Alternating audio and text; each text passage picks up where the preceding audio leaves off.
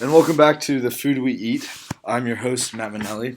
And this week we are talking about genetically modified foods and the willingness of consumers to pay higher for those prices or for those foods compared to regular foods or compared to organic foods. Recently, genetically modified foods have kind of taken the market by storm. Not many people are fully knowledgeable about what exactly they are, and so when the consumer goes into a store to buy something, they often get confused and overwhelmed with the numerous options they have for buying simple, everyday things they need, whether it's milk or eggs or just snacks. And so today with us, we have a very experienced consumer and an experienced gentleman in regards to GMO foods, and he's going to answer a few questions with us or for us about his shopping habits and his consumer habits when it comes to picking out foods that contain genetically modified techniques, ingredients compared to buying something else. So we welcome Joe Schwartz to the show. Joe, thank you for coming. Nice to be here. Okay, so when you go to the store, what's the first thing you look for when buying like a milk product? Do you go for the cheapest one, or do you kind of look for something with some ingredients in it? Well, say I'm going to a store like Publix. I will typically look at the options available, and usually the cheapest is the genetically modified product, the cheapest to mass produce, and I understand that. And I'm more than willing to pay a little bit more for the non-genetically modified and or organic product. We have a lot of terms for these things, but I like so milk.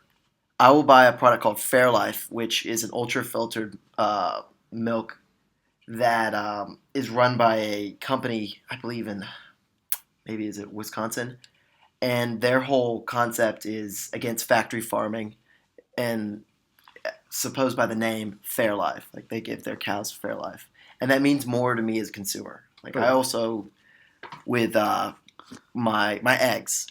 Yeah. You know, they have the cheap Publix brand that comes in the yellow. What is it? The styrofoam kind of. Styrofoam, yeah. And as opposed to that, I'll look at that and say, oh, that's $1.60, and then I could pay $4 for a cage-free egg where the chicken is has a better life and is more ethically treated. Not given growth hormones. Oh yeah. Which I believe once you give a chicken growth hormones, they have some sort of genetic modification through that. So, if you were talking to a first-time kind of consumer who really didn't know a lot about the GMOs and the organic, what would be some advice? Would you kind of advise them to pay a little more for the products that are not genetically modified? And what about if there's a difference, say it's 5% non-genetically modified compared to 1%? How much more would you be willing to pay? I just say it's all about options. The closer to natural and organic you can get is better. Is the best scenario you can have. As regards to paying more, usually it's not excessively more for a natural or non-genetically modified product. And we, I guess, don't know the long-term effects of eating genetically modified products. They aren't centuries old at this point. So So I would, fresh.